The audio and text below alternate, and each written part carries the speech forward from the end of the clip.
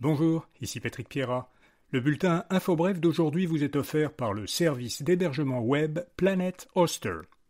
Voici l'essentiel des nouvelles en ce mercredi 3 septembre. Le gouvernement Legault a mis fin au projet Northvolt. La ministre de l'Économie et de l'Énergie, Christine Fréchette, a annoncé que le gouvernement cessait de financer le projet qui visait à construire en Montérégie une usine de fabrication de batteries pour véhicules électriques. Christine Fréchette a expliqué que l'entreprise n'avait pas présenté de plan satisfaisant. Au total, le gouvernement a déboursé 510 millions de dollars dans le projet. Les 270 millions qui ont été investis dans la maison mère de l'entreprise, en Suède, sont perdus. Le prêt de 240 millions pour l'achat du terrain bénéficie, lui, selon le gouvernement, de garanties pour son remboursement. En parallèle, dans un tout autre dossier, on apprend que Québec va réinvestir dans Nemaska Lithium. Ce sera par le biais d'Investissement Québec qui va faire un nouvel apport de 150 millions de dollars dans la minière montréalaise, selon plusieurs médias. Cet investissement porterait à près d'1 milliard de dollars, le montant total injecté par le gouvernement dans l'entreprise. Investissement Québec détient la moitié de Nemaska Lithium, l'autre moitié appartient à Rio Tinto. Selon Radio-Canada, le coût total du projet est désormais évalué à 3,6 milliards de dollars. Concernant le dossier SAACLIC, François Legault estime qu'on aurait dû l'informer. Lors de son témoignage hier devant la commission Galland, le Premier ministre a soutenu qu'il n'avait pas eu connaissance des dépassements de coûts du projet de la SAC avant le rapport de la vérificatrice générale publié en février dernier. Legault a admis que ses ministres des Transports, François Bonnardel puis Geneviève Guilbeault, auraient dû poser davantage de questions à la société d'État. Il a toutefois dit que l'essentiel du problème venait des dirigeants de la SAAQ, qui ont, selon lui, mal prévu les dépassements de coûts et les échéanciers.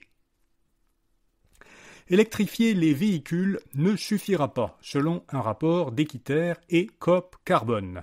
Pour mémoire, le gouvernement du Québec s'était engagé à réduire d'ici 2030 les émissions de GES de 37,5% par rapport à 1990 et à atteindre la carboneutralité 20 ans plus tard, soit en 2050. Pour atteindre ces objectifs, les deux organismes environnementaux disent qu'il faudra réduire le nombre et la taille des véhicules en plus de les électrifier. Selon leurs calculs, électrifier tous les véhicules ferait diminuer les émissions de GES du parc automobile québécois de 58% d'ici 2040. Mais si, en plus, on réduisait de 30% le nombre de véhicules et qu'on remplaçait les camions légers par de plus petits véhicules, alors la réduction d'ici 2040 des émissions du parc automobile ne serait plus de 58% mais de 82%. L'Agence du revenu du Canada a 100 jours pour réduire ses délais de réponse. Le gouvernement fédéral a demandé à l'ARC de mettre en œuvre un plan d'action de 100 jours pour renforcer ses services, améliorer son accès et réduire ses délais d'attente, notamment dans ses centres d'appel. Dans une lettre publiée dans les médias sociaux, François-Philippe Champagne, ministre fédéral des Finances et du Revenu national, dit qu'il a demandé à l'Agence fédérale de réaffecter et d'ajouter du personnel, de mettre à l'essai un nouveau système de prise de rendez-vous et de développer ses services numériques pour mieux répondre aux demandes des contribuables. Un mot maintenant de notre commanditaire. Pour vos besoins d'hébergement web, pensez à Planet Hoster. Cette entreprise québécoise exploite une infrastructure de serveurs performants alimentés à l'énergie renouvelable ici et en Europe, pour assurer à votre site web une disponibilité continue, une rapidité sans égale et un haut niveau de sécurité.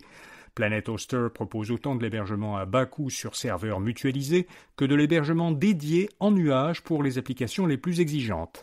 Cliquez dans la description de cet épisode pour découvrir les services de Planet Hoster et profiter d'un rabais de 25% sur votre premier achat.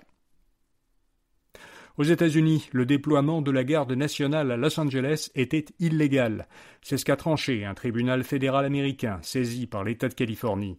Selon le juge, le gouvernement américain a violé la loi fédérale en envoyant, en juin, des milliers de gardes nationaux pour rétablir l'ordre dans la deuxième plus grande ville des États-Unis.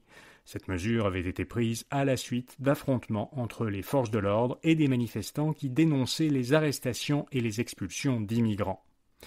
Ceci n'a pas empêché Donald Trump d'affirmer hier qu'il allait ordonner l'intervention de la garde nationale dans 2 autres villes, Chicago et Baltimore, pour lutter contre la criminalité. Au Québec, les salaires devraient croître de 3,3% en 2026. Selon un sondage de la firme montréalaise Normandin-Baudry, les employeurs québécois prévoient d'augmenter en moyenne de 3,3% les salaires de leurs employés l'an prochain. Ce serait la plus forte hausse au pays. Dans l'ensemble du Canada, la moyenne prévue est de 3,1%.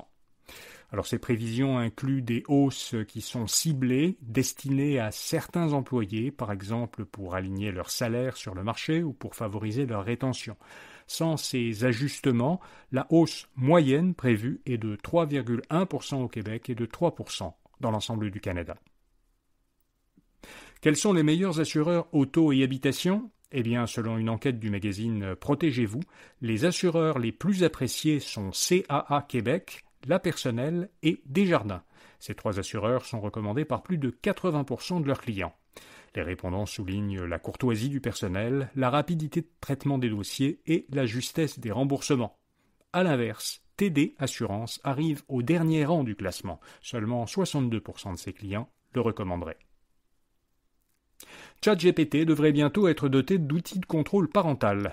OpenAI a annoncé qu'elle déploiera d'ici la fin de l'année sur son robot conversationnel ChatGPT de nouveaux outils qui permettront aux parents de lier leur propre compte à celui de leur adolescent pour contrôler la façon dont ChatGPT lui répond, et aussi d'être alertés lorsque des signes de détresse psychologique sont détectés dans les conversations.